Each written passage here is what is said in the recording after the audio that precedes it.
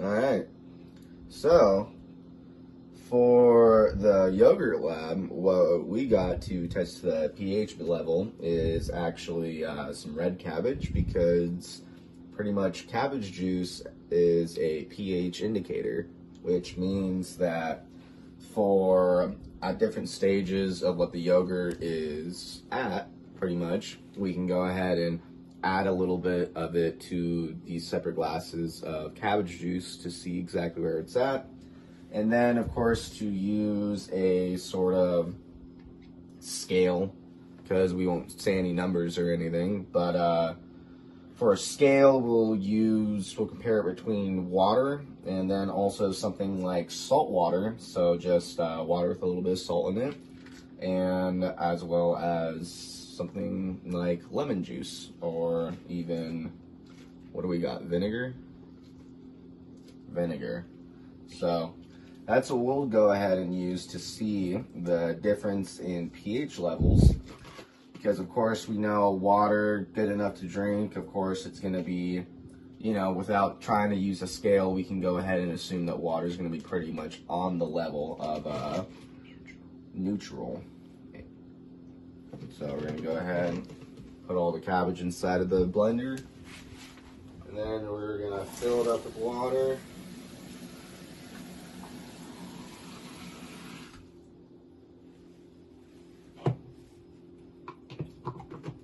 Cram this down in here.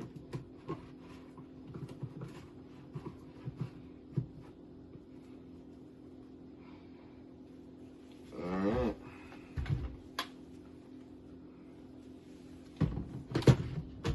I'm gonna go ahead and give it a few quick pulses. So, after we got the cabbage and the water all blended up, which I will say usually the recipe calls for distilled water, but we don't have any distilled water. We only got our regular tap water, which is, I believe, a little high on the pH scale. It's about more so closer to 8 than 7, but that's okay.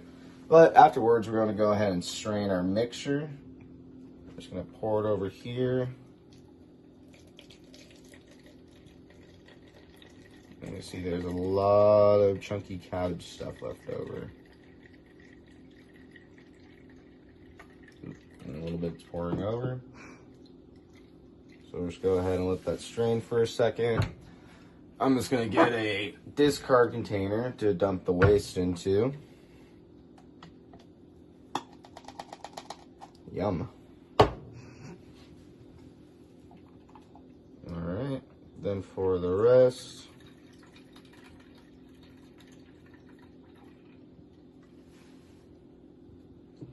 and for this, we might end up going ahead and doing this twice just to make sure we have enough, and then we are on to the yogurt. Alright, so we went ahead and poured the cabbage juice inside of each of these containers, and just to indicate where the control is at, for these big glasses is where we added in salt water into here, which we can see it's now turning a nice hint of blue inside of there. And then these two we're going to wait for the yogurt. And this one right here, we just added regular old tap water, which we can see there's no change between these two, which is going to indicate that this is just regular old water. Since there's no change in color, there's no change in the pH. These two we're going to add in yogurt at a different stage. Then this one right here, we actually added in lemon juice, which we can see it turns this nice red color, indicating that it is a strong acid. Alright, so as you can see, we have our water at the bottom of the bowl right there, or the bottom of the pot right there. And then we're going to go ahead and start adding our milk in at the top. And I'm not a yogurt connoisseur, so I'm not really sure how much to add to that one. And then we're going to go ahead and start heating it up. What do you think, like 5? Yeah, right in the middle. Then we'll go ahead and add our lid to the top, and we'll just go ahead and wait and see when this starts to curdle. And then I'm thinking we'll go ahead and start off just adding it in at different stages, and then we'll go ahead and just place the cups in what order that we believe they go in. So if it ends up more red, we're going to go ahead and assume that the mixture is more acidic. If it's more blue, we're going to go ahead and assume that the mixture is more basic. And if it's close to the neutral, then we'll just go ahead and place it accordingly throughout here. And as you'll notice, we're not using any kind of scale with numbers per se for this. We're just using a scale of colors because, you know, back 300 or 3,000 years ago when there was no scale to actually figure out pH tests, or there was no actual pH testing strips, we wouldn't really know what the pH is. So for this, we're just going to go ahead and compare it accordingly to what we already know is basic and to what we already know is acidic. And we'll go ahead and take it from there. So I actually just realized that the order of how we have things set up is a little bit wrong.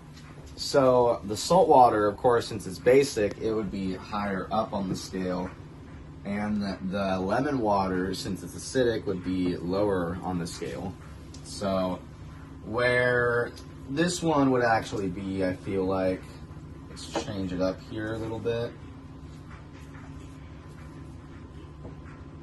So this one we haven't taken yet, but with my scientific guess, it would be more so like this. So we can see that the longer the milk cooked off or boiled off or started to curdle, we can see that maybe from the neutral it started becoming a little bit more acidic instead of closer leaning towards basic, which these ones I won't even, we can go ahead, since we can't use any actual numbers, we'll just go ahead and assume that they're more closer to neutral than they are basic. We just have the basic here just for the point of reference as to what basic is supposed to look like.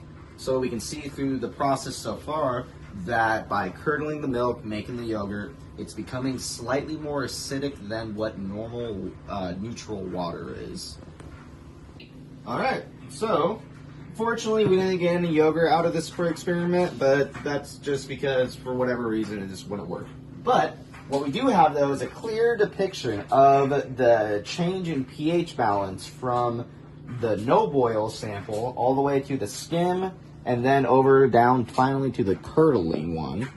And as we can see here, since milk is a acid forming food, we can clearly see that the longer we cooked it off, the more it actually got acidic. And so in comparison to the lemon juice from the alkaline, which is the salt water, we can see that pretty much the range, besides it being kind of cloudy, we can see that the range of the milk goes in between what our neutral is, which is tap water, and our acidic, which is the lemon water.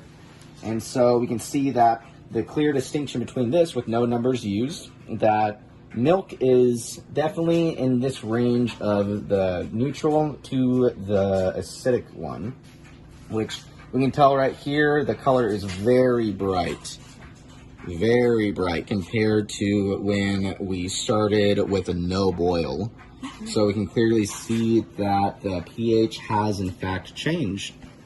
Thank you for watching, and this has been Lab 8.